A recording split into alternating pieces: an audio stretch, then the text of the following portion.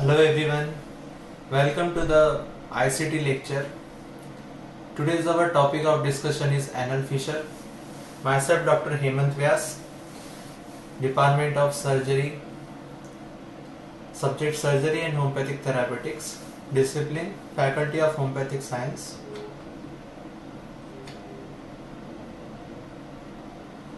Let's start with the definition. An anal fissure is a small longitudinal tear in the lower anodym that may occur when a hard stool is passed. So basically, anal fissure is a crack or a fissure in the anodym or anal region or the skin of anal region. Let's see what are the causes or etiological factors behind the formation of these anal fissures. So basically, anal fissure is multifactorial. That means there are many causes involved. So initiating factors and perpetuating factors are there. So let's see what are the initiating factors. The posterior perianal descent coupled with the excessive stretching of the anodym, which is vulnerable to the tearing, is there. Relatively fixed anococcygeal ligament, which is posteriorly, is also responsible. Extreme bowel pattern, that is hard stool or explosive diarrhea, may also initiate. Excessive straining at defecation may result into anal fissures. Now let's see what are the perpetuating factors or precipitating factors. Intrinsic anal sphincter hypertonia, relative tissue ischemia, paucity of branches of inferior rectal artery, less dense capillaries in the subanodal space, posterior perianal descent.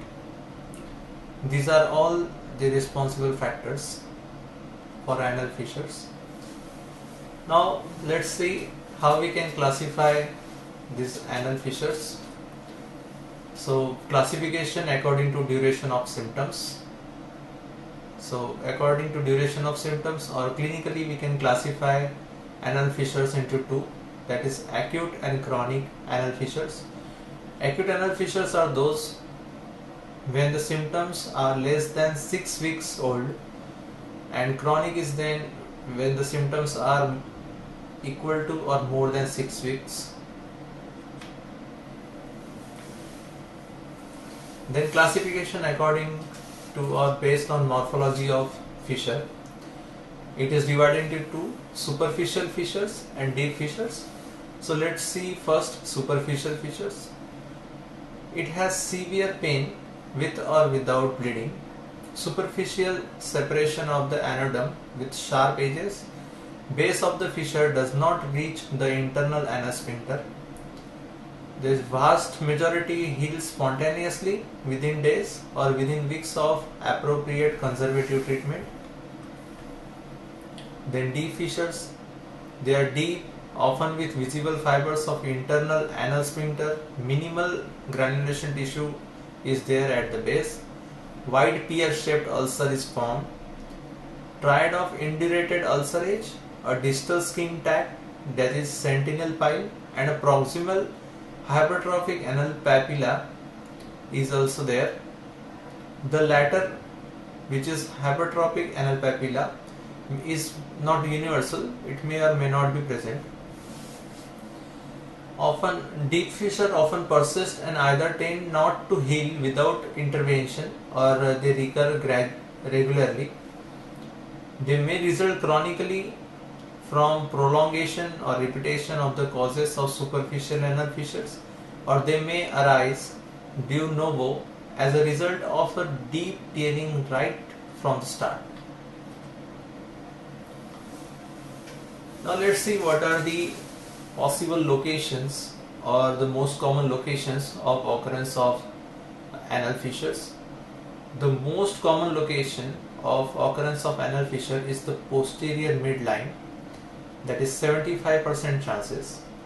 Anterior midline, it is only 25% chances, and it is also seen anterior midline fissure are generally seen in cases of multiparous women and after pregnancies.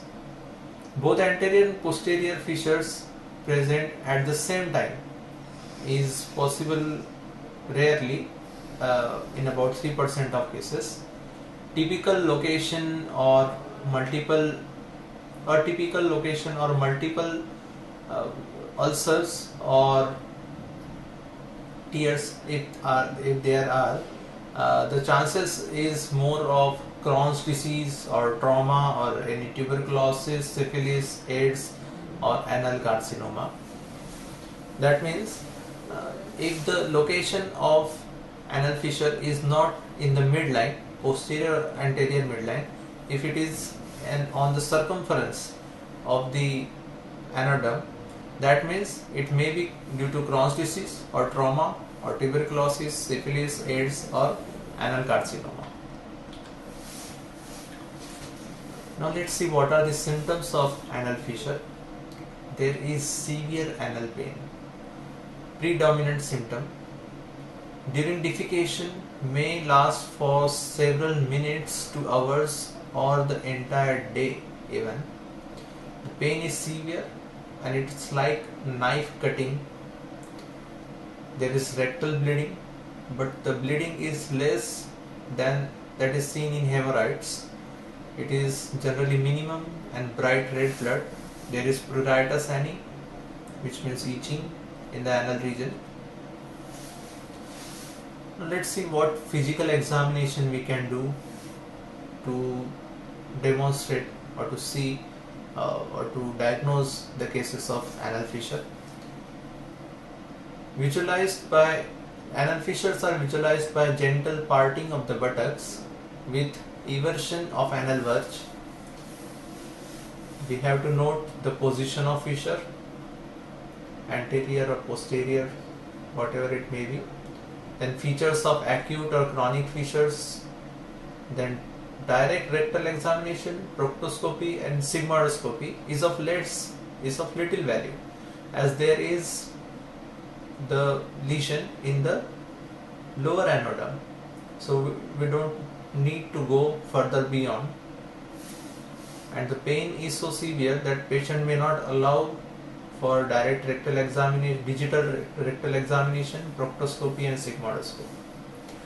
In acute setting, when there is a strong suspicion of secondary pathology, these procedures can be done under anesthesia or when surgery is being undertaken. Now let's see treatment and management of this anal fissures. So first of all, we'll see non-operative process or non-operative treatment. This is the first line management both in acute and chronic anal fissures. Half of all patients of acute and chronic anal fissures will heal with non-operative measures. This is not as effective as surgery, but late recurrence is higher, about 50% with non-operative treatment. Associated pain and bleeding from trauma to sentinel piles may be there. Persistent tenesmus or soleage due to the presence of fibrous polyp may occur. Side effects and non-compliances is there. Now let's see what are the operative procedures. So for treatment failure, if there is non-operative measures are done and that treatment is failed, we have to go for operative procedures. If sentinel piles are there, the surgical excision of ASP and fibrous polyps relieves symptoms and offers good healing for fissures. So that has to be done with the operative procedure. Operative procedure has been described as initial modes of treatment. Lateral internal sphincterectomy has the best results in anal fissures. So this is by far the most suitable operative procedure, lateral internal sphincterectomy.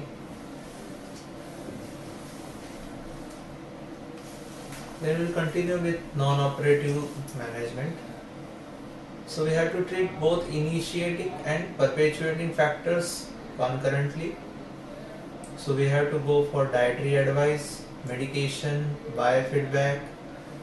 In dietary advice, we have to suggest more and more fibrous diet so that the bulk of stool is there and the stool is soft, and so that the hard stool causes anal fission.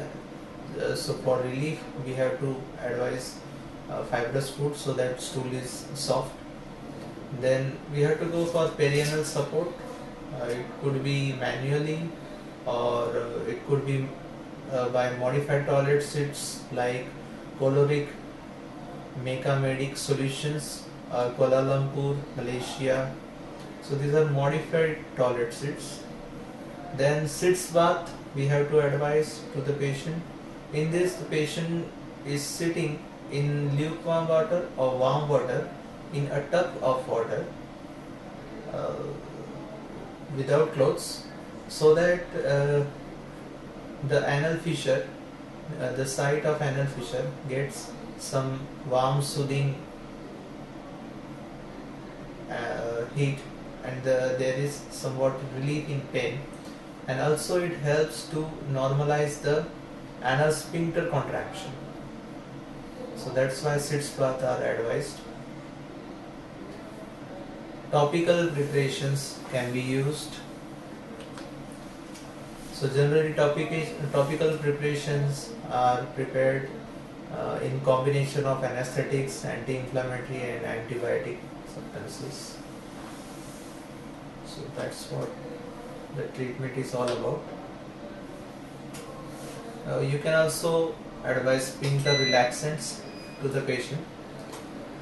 You can use 0.2% trinitroglyceride ointment 2 to 3 times daily for 4 to 8 weeks, but it has few side effects, like 77% of cases there is headache, then orthostatic hypotension may also occur, there is anal irritation, okay,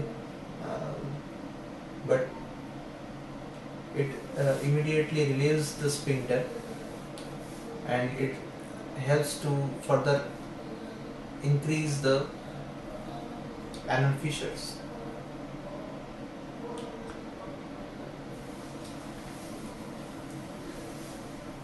One more procedure can be done, that is botulinum A toxin injections.